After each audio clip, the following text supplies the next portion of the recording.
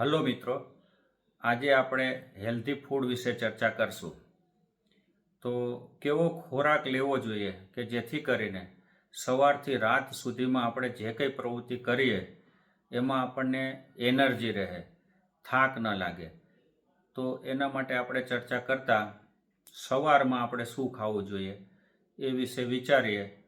તો સવારની અંદર આપણે જે સ્પ્રાઉટ કહેવાય, ફણગાળેલા મગ, એને આપણે નાસ્તામાં લઈ શકીએ. તમારાથી જેટલા પચી શકે એટલા ફણગાળેલા મગ શાંતિથી ચાવીને ખાવા જોઈએ. 2-3 દિવસ તમે ફણગાળેલા મગ લો, પછી 2-3 દિવસ રાત્રે પલાળેલા હોય ચણા, એવા સવારમાં ચણાને લો. 2-3 દિવસ સિંગને રાત્રે પાણીમાં પલાળેલી હોય એ સવારમાં ચાવીને સિંગને લો. સાથે ગાજરનો રસ 3 દિવસ ગાજરનો રસ લો, પછી બદલીને 3 દિવસ દૂધીનો રસ લો. આવી રીતે તમે સવારના ખોરાકમાં એડજસ્ટ કરો. સવારે આપણે જે ટ્રેડિશનલ ગુજરાતીઓ ચા અને રોટલી કે ચા અને ભાખરી ખાતા હોય છે એને ચેન્જ કરી અને આ રીતે કઠોળ પલાળેલા સાથે દૂધીનો રસ, ગાજરનો રસ, એ રીતે તમે ખોરાકમાં ઉમેરો. બપોરના ખોરાકની અંદર આપણે રોટલી કે ભાખરી લેવાની છે. એની સાથે રોજ ફરજિયાત થોડી વધારે ક્વોન્ટિટીની અંદર શાક લેવાના છે. શાક પણ જે સિઝનમાં મળતા હોય એ બધા જ શાક રોજ બદલીને ખાવાના છે. થોડાક ક્વોન્ટિટીમાં વધારે લઈ શાંતિથી ચાવીને ખાવાના છે. સાથે બપોરના ખોરાકની અંદર તમે છાશ લો અને સાથે કાચું ગાજર, ટમાટર, કોબી, બીટ તમે જેટલું પચાવી શકતા હો એટલું ચાવીને ખાવાનું છે. આ રીતે બપોરનો ખોરાક લો. અને રાતના ખોરાકની અંદર તમારે રોટલી ભાખરી, શાક થોડી ક્વોન્ટિટીમાં વધારે, ખીચડી, દૂધ અને ફળ ખાવાના છે. સાંજના ભાણામાં તમારે સિઝનના જે સારા ફળ આવતા હોય એ રોજ ફળ લેવાના છે. 2-3 દિવસ ચીકુ લો, બદલીને 2-3 દિવસ સફરજન લો, 2-3 દિવસ પપૈયું લો, 2-3 દિવસ કેરી લો, 2-3 દિવસ તરબૂચ લો. એવી રીતે ફળને બદલતા રહો અને થોડુંક જેટલું પચાવી શકો એટલું ફળ લો. જો તમને સાંજે જમ્યાની સાથે ફળ લેવા અનુકૂળ ન લાગતા હોય તો સવારે તમે જે આ નાસ્તો કરો છો એમાં વચ્ચે ક્યારેક અમુક દિવસમાં તમે ફળ પણ લઈ શકો છો.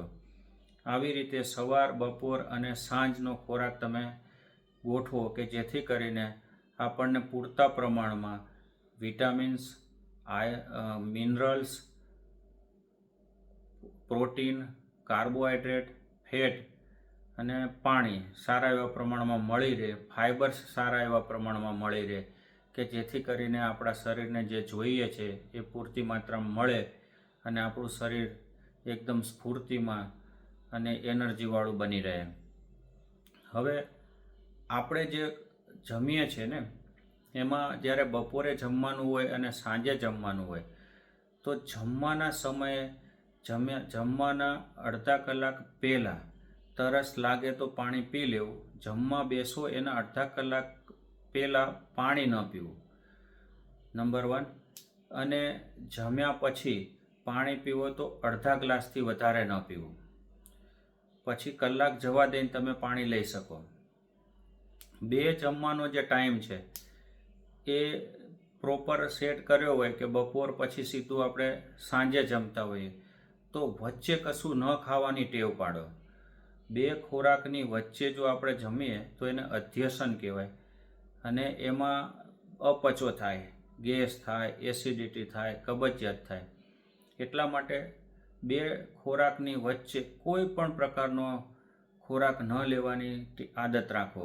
વચ્ચે સામાન્ય નાસ્તો પણ ન કરો કે જેથી કરીને તમારે જે શિડ્યુલ બને કે સવારમાં નાસ્તો કર્યો, બપોરે જમ્યા અને સાંજે જમ્યા, તો પ્રોપર ટાઈમે તમે જમતા હો, વચ્ચે કોઈ જ પ્રકારનો ખોરાક ન લેતા હો, તો એ જ્યારે તમે ખોરાક લેશો ત્યારે એમાં પ્રોપર પાચક રસો આવશે, સારો એવો ખોરાક પચશે અને એનાથી તમારા શરીરની અંદર શક્તિ બનેલી રહેશે.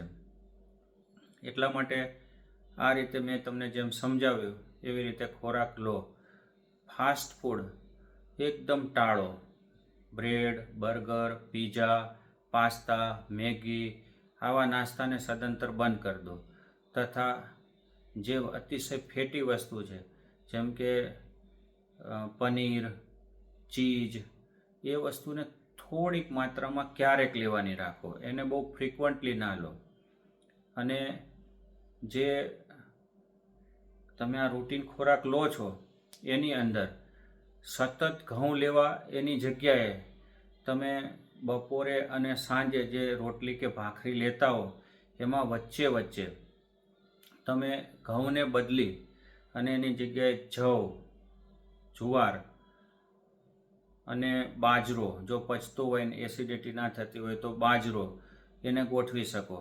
તથા જુવાર, મકાઈ, બાજરો, ઘઉં એવા મિક્સ કરીને એમાંથી પણ તમે રોટલી બનાવી અને એને ખોરાકમાં એડ કરી શકો. તથા સતત 7 દિવસ ઘઉંનો ઉપયોગ કરવાની જગ્યાએ અમુક દિવસોમાં સાંજે તમે કોઈ અન્ય ધાન્ય જેમ કે કોદરી છે તો તમે કોદરીની અંદર અલગ અલગ પ્રકારના જેમ કે ગાજર છે, વટાણા છે કે એવી રીતે અંદર બીજા નાખી અને એને તમે ખીચડી બનાવીને એવી રીતે વેજીટેબલ કોદરીની ખીચડી બનાવીને પણ લઈ